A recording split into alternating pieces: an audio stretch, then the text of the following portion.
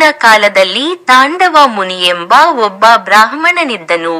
ವಿದ್ಯಾಪಾರಂಗತನಾಗಿದ್ದ ಈತನು ಓರ್ವ ಕನ್ನಿಕೆಯನ್ನು ವಿವಾಹವಾಗಿ ಇಬ್ಬರೂ ಸದಾಕಾಲ ಮಹಾವಿಷ್ಣುವನ್ನು ಆರಾಧಿಸಿದ ಫಲವಾಗಿ ಇಳಿವಯಸ್ಸಿನಲ್ಲಿ ಅವರಿಗೊಬ್ಬ ಮಗ ಹುಟ್ಟಿದ.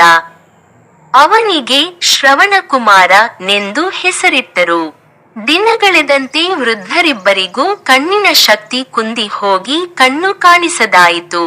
ಬಾಲಕ ಶ್ರವಣಕುಮಾರ ತನ್ನ ತಂದೆ ತಾಯಿಗಳ ಸೇವೆಯನ್ನು ಭಕ್ತಿಯಿಂದಲೂ ಮುತುವರ್ಜಿಯಿಂದಲೂ ಮಾಡುತ್ತಿದ್ದ. ಬಾಲಕ ಬೆಳೆದು ಯೌವನಾವಸ್ಥೆ ತಲುಪಿದಂತೆ ವೃದ್ಧರಿಬ್ಬರಿಗೂ ತೀರ್ಥಯಾತ್ರೆ ಮಾಡಿ ಪುಣ್ಯ ಗಳಿಸಬೇಕೆಂಬ ಇಚ್ಛೆಯುಂಟಾಯಿತು. ಆದರೆ ಕಣ್ಣು ಕಾಣಿಸಲೊಲ್ಲದು. ದೂರದ ಪುಣ್ಯಕ್ಷೇತ್ರಗಳಿಗೆ ಹೋಗುವುದಾದರೂ ಹೇಗೆ ಈಗಿನಂತೆ ವಾಹನ ಸೌಕರ್ಯವೇನೂ ಇರಲಿಲ್ಲವಲ್ಲ. ಶ್ರವಣ ಯೋಚಿಸಿ ತಕ್ಕಡಿಯಂತಹ ಒಂದು ಉಪಕರಣವನ್ನು ಮರದಿಂದ ತಯಾರಿಸಿದ. ಇದಕ್ಕೆ ಕಾವಡಿ ಎಂದು ಕರೆಯುತ್ತಾರೆ.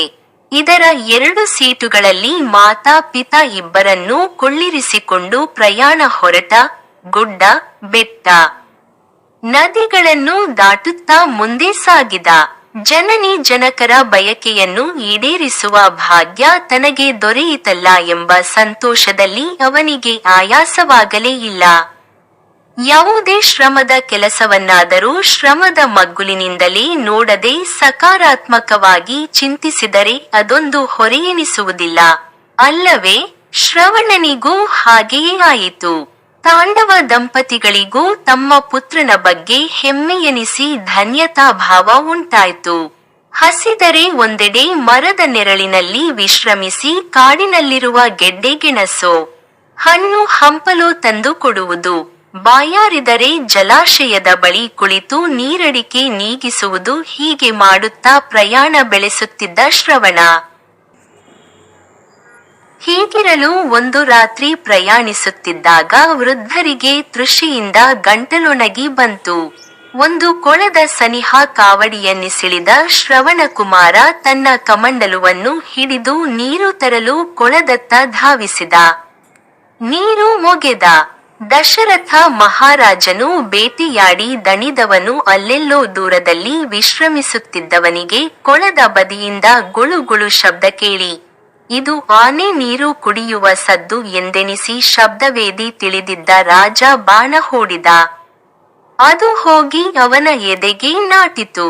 ಆತ ನೋವಿನಿಂದ ಚೀರುತ್ತಾ ಕುಸಿದು ಬಿದ್ದನು.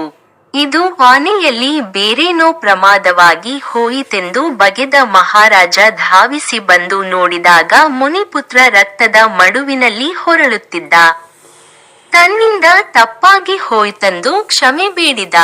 ಪ್ರಾಣ ಸಂಕಟದಲ್ಲಿದ್ದವ ತೊದಲುತ್ತಾ ಹೇಳಿದ, ನನ್ನ ತಂದೆ ತಾಯಿಗಳ ವೃದ್ಧಾಪ್ಯದ ಆಸೆಯನ್ನು ಈಡೇರಿಸುವುದಕ್ಕಾಗಿ ಕಣ್ಣು ಕಾಣಿಸದೆ ನಡೆಯಲಾರದ ಅವರನ್ನು ಕಾವಡಿಯಲ್ಲಿ ಹೊತ್ತುಕೊಂಡು ತೀರ್ಥಯಾತ್ರೆಗೆ ಹೊರಟವನು.